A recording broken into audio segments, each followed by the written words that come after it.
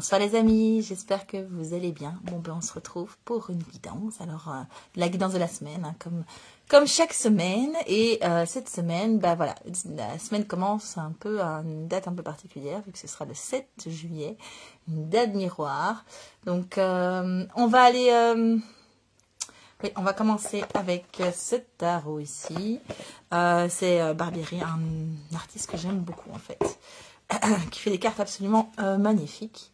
Voilà, j'aime moins celui du zodiaque, mais voilà, c'est celui-ci qui va venir nous parler. Quelle énergie, dans l'autre sens, oui, des énergies qui vont nous accompagner. Les énergies de Mercure. On va aller voir un petit peu ce que ça raconte. Ce qui est chouette aussi avec les oracles de Barbieri, c'est qu'ils sont toujours dans plusieurs langues. Donc c'est le même oracle pour différents pays. Évidemment, je trouve pas le français. Sinon je regarderai en anglais, mais c'est un peu dommage.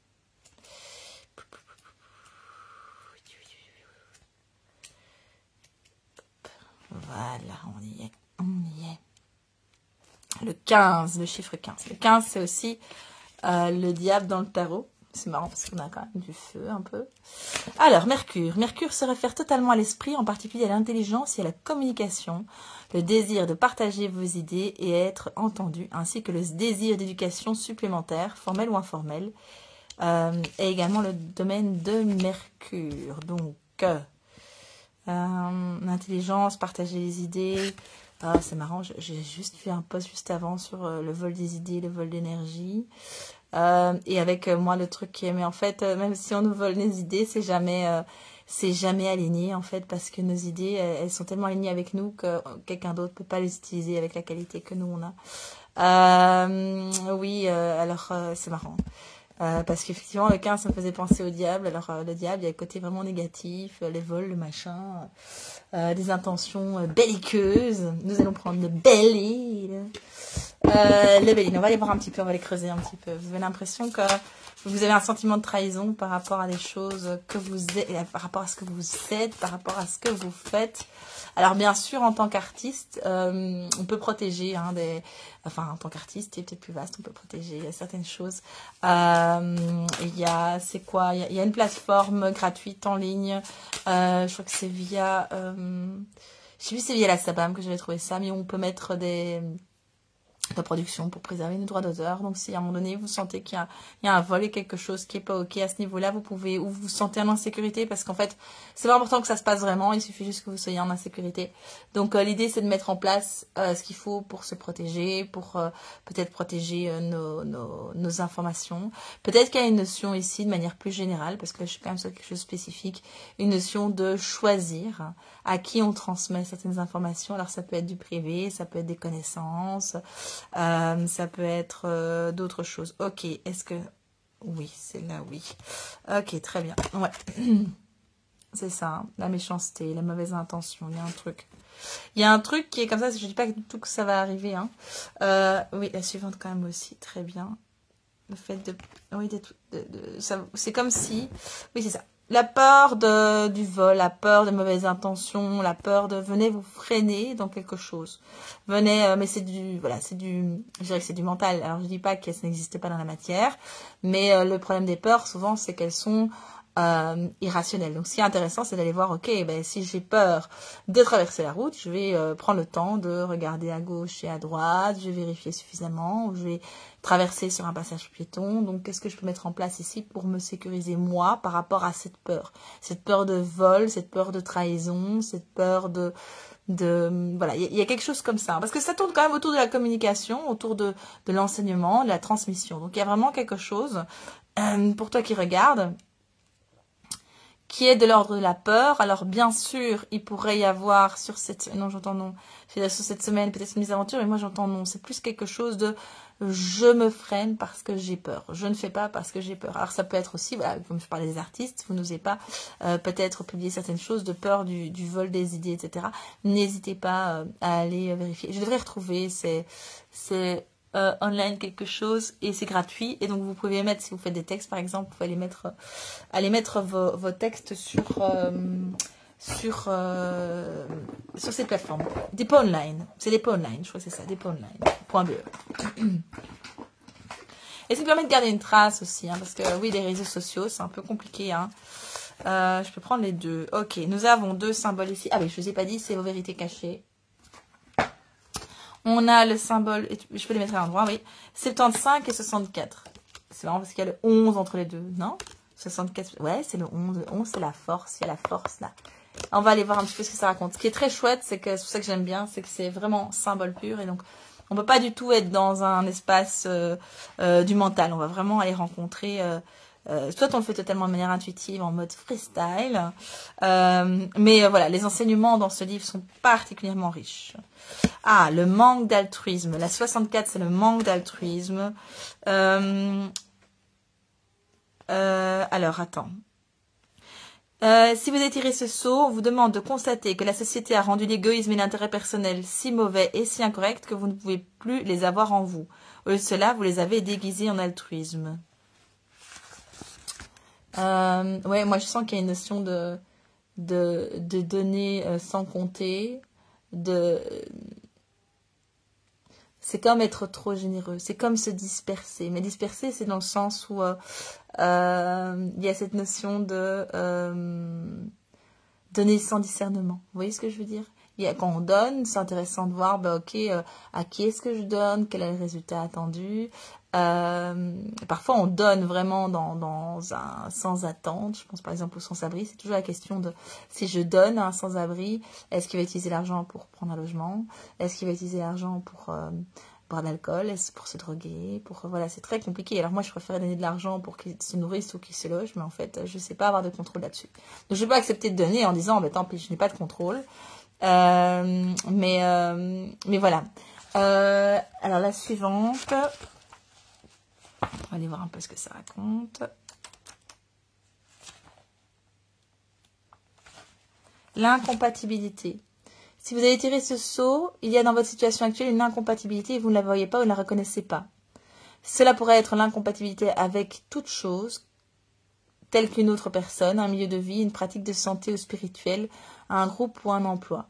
Vous êtes invité, vous êtes convié à cesser d'essayer d'enfoncer une cheville carrée dans un trou rond et d'accepter cette incompatibilité afin de vous permettre à vous ou à quelqu'un d'autre d'être attiré vers ce qui est compatible, au lieu de continuer à essayer à changer ce qui ne changera pas.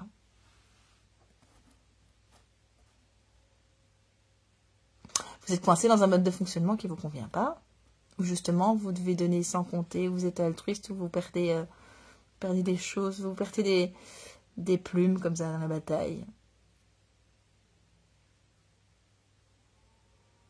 Ce qui est l'altruisme, donc il y a cette forme d'abnégation, d'oubli de soi.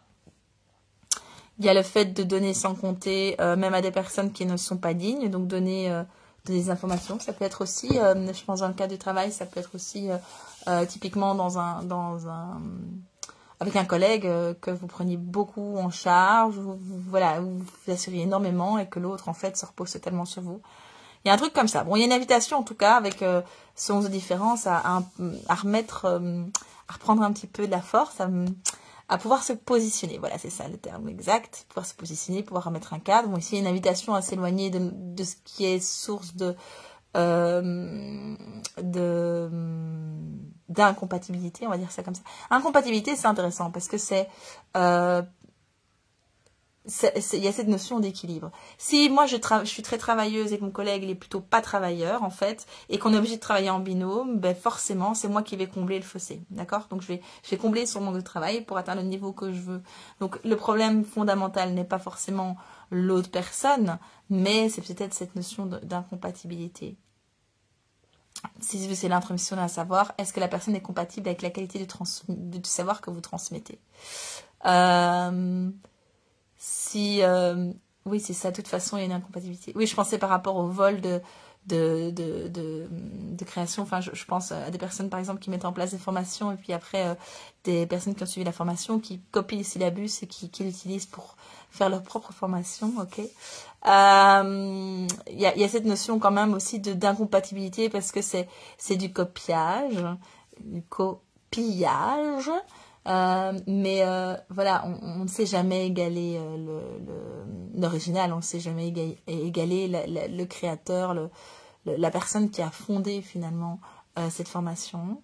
De nouveau, hein, je ne dis pas qu'il faut pas se protéger, enfin, je vais reformuler ça autrement, je vous invite vraiment à mettre des choses en place, et c'est nécessaire pour protéger vos données, pour protéger ce que vous produisez, bien sûr. Mais en tout cas, pour moi, à travers l'incompatibilité, il y a une invitation à ne pas être dans le jugement, mais plutôt d'aller dire, ok, ben, il y a quelque chose qui est déséquilibré, il y a quelque chose de malsain, voilà, je sens que c'est pas ok pour moi, je suis pas heureux, hein, parce que ici c'est quand même ça qui est dit, hein. Il y a quelque chose qui est bloqué. Donc qu'est-ce que moi je peux changer d'environnement, de partenaires, de collègues, qu'est-ce que je peux mettre en place dans la structure pour justement ne plus être dans ce contexte-là, ne plus être dans une forme d'oubli de soi-même en faveur de l'autre, qui effectivement n'a pas forcément le même niveau, la même qualité d'être professionnel, enfin nouveau. Donc c'est pas un jugement, c'est une différence. Je pense que c'est bien de constater les différences. Et ça ne veut pas forcément dire qu'il faut mettre fin, si c'est une relation, il faut mettre fin à la relation. C'est qu'est-ce que je peux mettre en place pour que ça ne se passe pas comme ça, ou que cette différence, cette incompatibilité ne se transforme pas en oubli de soi. En oubli de moi-même en l'occurrence. Donc voilà, est-ce qu'il y a autre chose à dire? Oui. Ah oui, mission de vie, ok. Il veut me faire tirer encore une carte, un petit message. Est-ce qu'il y a autre chose qui vous appelle? Est-ce qu'il y a une invitation quand on a...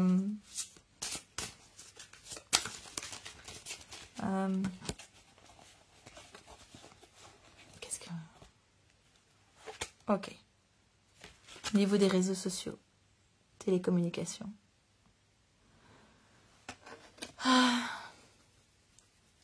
Réseau de télécommunication, moi j'entends tout, hein. J'entends tous les réseaux, j'entends réseaux sociaux, j'entends, voilà, quel que soit, oui, on me confirme, c'est important. Vous voyez si ça résonne pour vous, évidemment, hein. Est-ce que vous transmettez, est-ce que vous publiez des choses sur Internet, des informations, est-ce que c'est utilisé par des mauvaises personnes, est-ce que, voilà, est-ce que c'est le bon espace, est-ce que c'est le bon timing, est-ce que c'est quelque chose de juste pour vous. Est-ce qu'il y a autre chose à dire? Non, tout a été dit. Vigilance, j'entends vigilance particulière pour les réseaux sociaux. Ça parlera peut-être pas à tout le monde, mais voilà, il y a vraiment ce truc de vigilance. Peut-être aussi dans cet aspect de attention à ce que vous transmettez comme information sur vous, sur les réseaux sociaux. C'est pas que ça, hein, mais voilà. Si vous transmettez, si vous créez des trucs que vous transmettez sur les réseaux sociaux, de nouveau, vous pouvez protéger, hein, des choses avec ces online dépôts. Vous pouvez mettre des documents, des écrits, etc. dessus. Moi, les réseaux, c'est un peu compliqué. Il y a vraiment une invitation avec... Enfin, voilà, je disais le diable, mais le diable, en fait, c'est un potentiel créateur énorme. C'est la passion aussi, c'est voilà, les passions même. C'est pas forcément négatif du tout, hein. Mais voilà, ici, c'est comme si... attention de ne pas passer du côté obscur de la force. Peut-être, si à un moment donné, vous êtes trahi, vous risquez de vriller. Et alors que si vous êtes conscient que il y a une incompatibilité dans qui vous êtes, ce que vous faites, et dans la relation à l'autre, dans l'environnement ou dans la situation, il y a peut-être quelque chose que vous pouvez changer pour éviter ça. Très bien. Est-ce qu'il y a un autre conseil? Tout est dit. Bon, ben voilà. N'hésitez pas à me dire en commentaire comment ça vous a parlé. En tout cas, je vous souhaite une excellente semaine. C'est le début des congés scolaires en Belgique. Donc, profitez bien pour ceux qui sont en congé. Et puis, dimanche prochain, je ne ferai pas de guidance parce que je serai à l'étranger. Mais dimanche d'après, je reprends. Ça va? Belle continuation.